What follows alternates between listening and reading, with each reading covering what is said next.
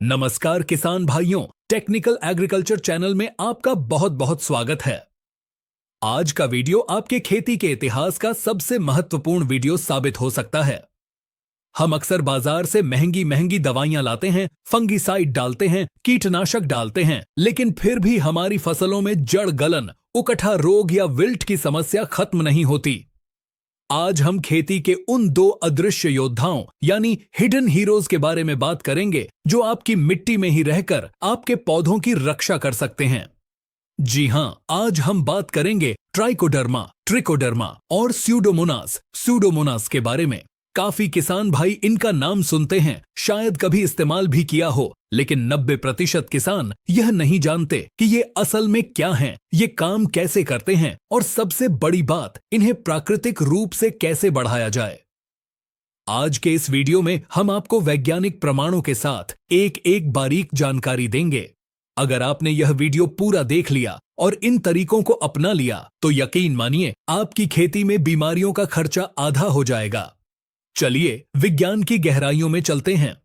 सबसे पहले यह समझना जरूरी है कि ट्राइकोडर्मा और स्यूडोमोनास कोई रासायनिक जहर या केमिकल नहीं है। ये जीवित सूक्ष्म जीव हैं, यानी ये जिंदा हैं। सरल भाषा में कहें तो ट्राइकोडर्मा एक मित्र फफूंद फ्रेंड फंगस है और स्यूडोमोनास एक मित्र जीवाणु फ्रेंड बैक्टीरिया है। प्रकृति का एक नियम है, लोहा ही लोहे को काटता है। ठीक उसी तरह फसल को नुकसान पहुंचाने वाली फफूंद को खत्म करने के लिए हमें एक दूसरी ताकतवर फफूंद की जरूरत होती है और वही ट्राइकोडर्मा है। और बैक्टीरिया जनित रोगों को रोकने के लिए हमें स्यूडोमोनास की जरूरत होती है। अब आपके मन में सवाल आ रहा होगा कि क्या ये हमारी मिट्टी में पहले से नहीं होते? इसका वैज्ञानिक उत्तर बहुत चौंकाने वाला है। जी हां, जब सदियों पहले खेती शुरू हुई थी या आज भी अगर आप किसी घने जंगल की मिट्टी उठाएंगे तो वहां ट्राइकोडर्मा और स्यूडोमोनास अरबों की तादाद में प्राकृतिक रूप से मौजूद होते हैं। इसीलिए जंगलों में कोई खाद या दवा डालने नहीं जाता, फिर भी वहां पेड़ हरे भरे रहते हैं। लेकिन हमारे खेतों में पिछले 40 से 50 सालों में हमने इतना ज्यादा रासायनिक फंगिसाइड, यूरिया और डीएपी डाला है कि उसने इन मित्र जीवों को जलाकर मार दिया है। हमारी खेतों की मिट्टी अब मृत यानी डेड हो चुकी है, उसमें कार्बनिक कण नहीं बचे हैं, इसलिए बीमारियां हावी हो गई हैं। हमें अब इन्हें वापस अपनी मिट्टी में स्थापित करना होगा। आइए सबसे पहले ट्राइकोडर्मा के विज्ञान को गहराई से समझते हैं। इसे कृषि वैज्ञानिक बायो कंट्रोल एजेंट कहते हैं। ट्राइकोडर्मा मुख्य रूप से दो प्रकार का आता है जो सबसे ज्यादा प्रचलित है। पहला ट्राइकोडर्मा विरिडी, ट्राइकोडर्मा विराइड और दूसरा ट्राइकोडर्मा हर्जियानम, ट्राइकोडर्मा हार्जियानुम। यह काम कैसे करता है? इसका काम करने का तरीका किसी एक्शन फिल्म से कम नहीं है। वैज्ञानिक भाषा में इसे माइकोपैरासिटिज्म कहते हैं। जब आप ट्राइकोडर्मा को खेत में डालते हैं तो इसके बीजाणु स्पोर्स सक्रिय हो जाते हैं। जैसे ही इसे मिट्टी में कोई हानिकारक फफूंद जैसे राइजोक्टोनिया, फ्यूजेरियम या पाइथियम जो जड़ गलन और उकठा फैलाते हैं मिलती है, ट्राइकोडर्मा उस दुश्मन फफूंद को चारों तरफ से जकड़ लेता है। ट्राइकोडर्मा अपने शरीर से विशेष प्रकार के एंजाइम या रसायन छोड़ता है जिसे हम काइटिनेज, चिटिनाज और ग्लूकनेज कहते हैं। ये शब्द थोड़े कठिन लग सकते हैं, लेकिन इनका काम बहुत सरल है।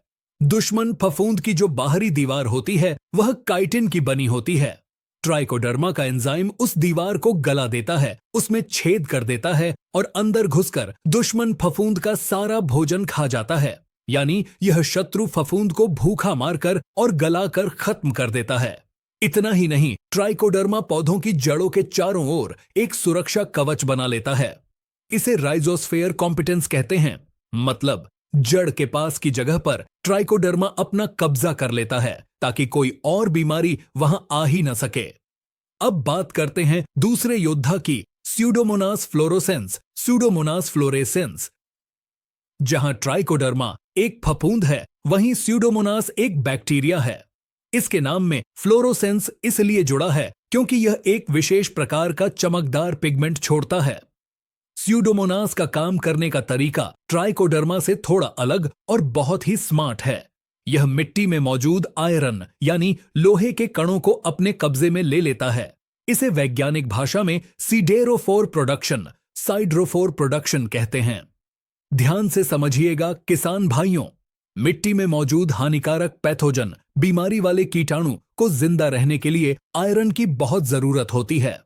स्यूडोमोनास बहुत चालाक होता है। यह एक ऐसा रसायन छोड़ता है जो मिट्टी के सारे आयरन को अपने पास जमा कर लेता है। नतीजा यह होता है कि हानिकारक जीवाणुओं को आयरन नहीं मिलता और वे कमजोरी से मर जाते हैं।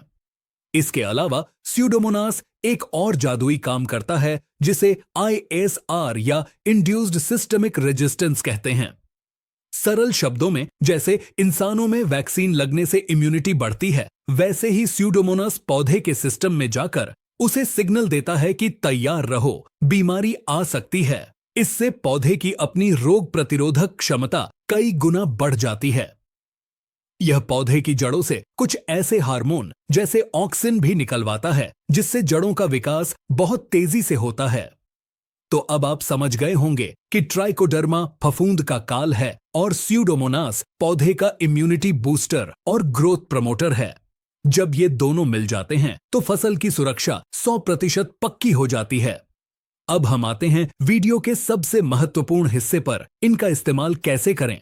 बाजार में यह पाउडर और लिक्विड, तरल दोनों रूपों में मिलता है। लेकिन किसान भाइयों, यहां एक बहुत बड़ी गलती होती है।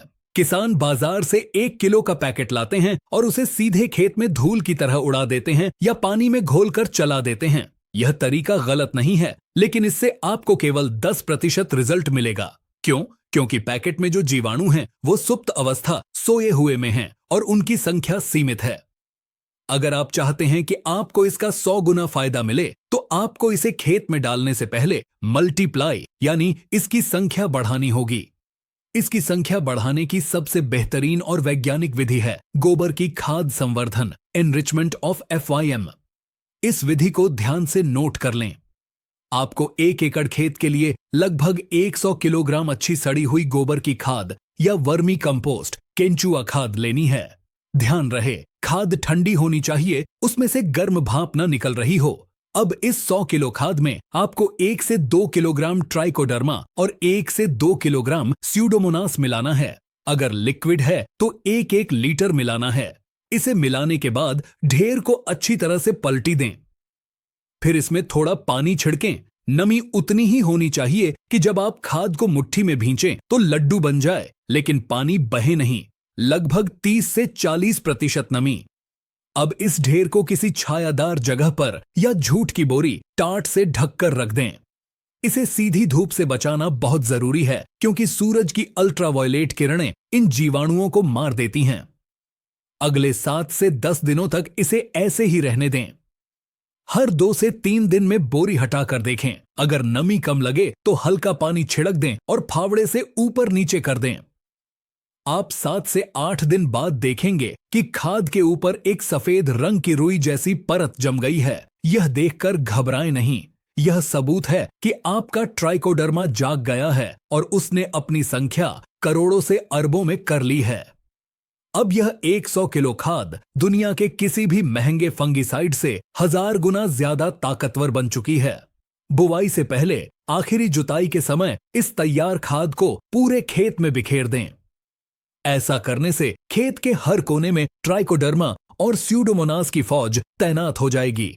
जैसे ही आप बीज बोएंगे और जड़ें निकलेंगी, ये मित्र फफूंद तुरंत जड़ से चिपक जाएंगे और सुरक्षा घेरा बना लेंगे।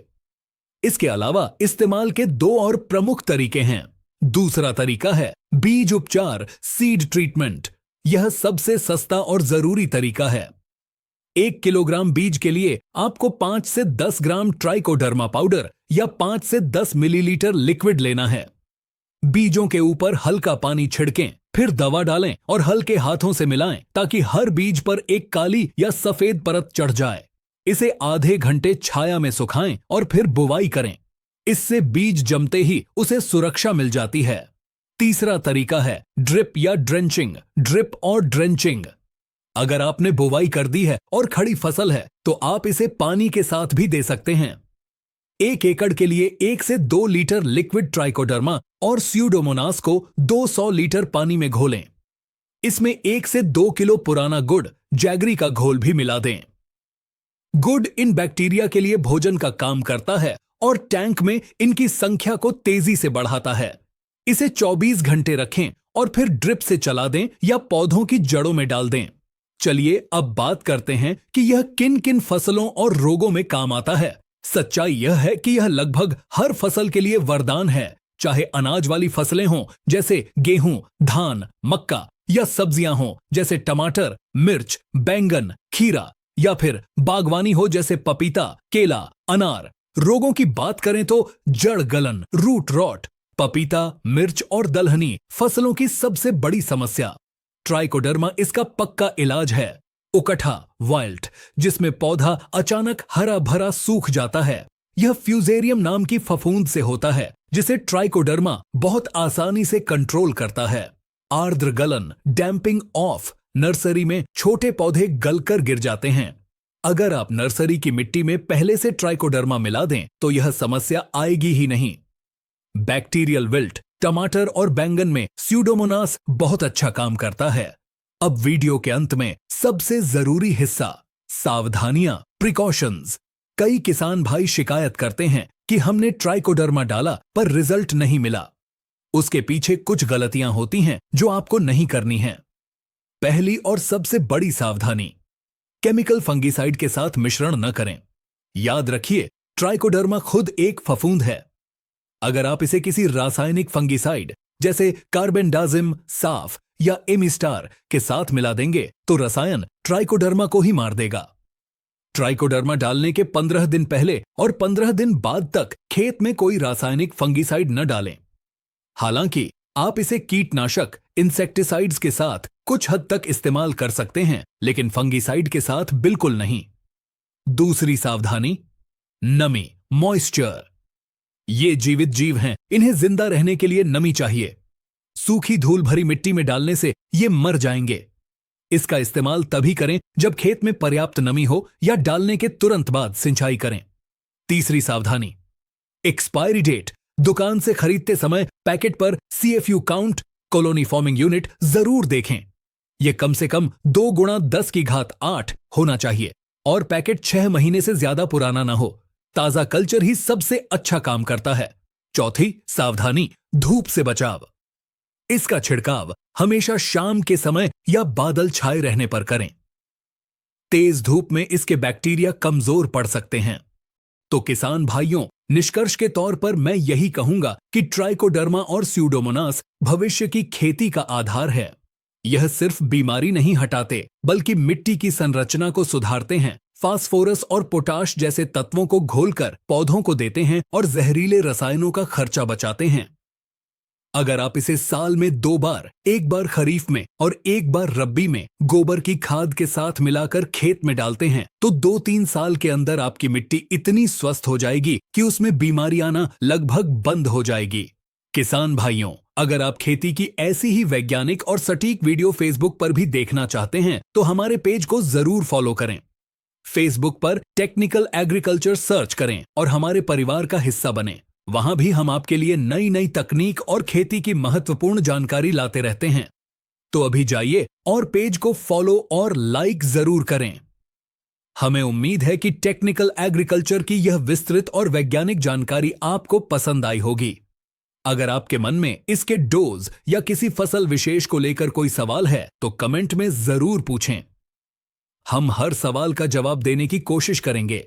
इस जानकारी को अपने तक सीमित न रखें, इसे हर उस किसान तक शेयर करें जो बीमारियों से परेशान है। जैविक और वैज्ञानिक खेती की ओर एक कदम बढ़ाएं। धन्यवाद। जय हिंद, जय किसान।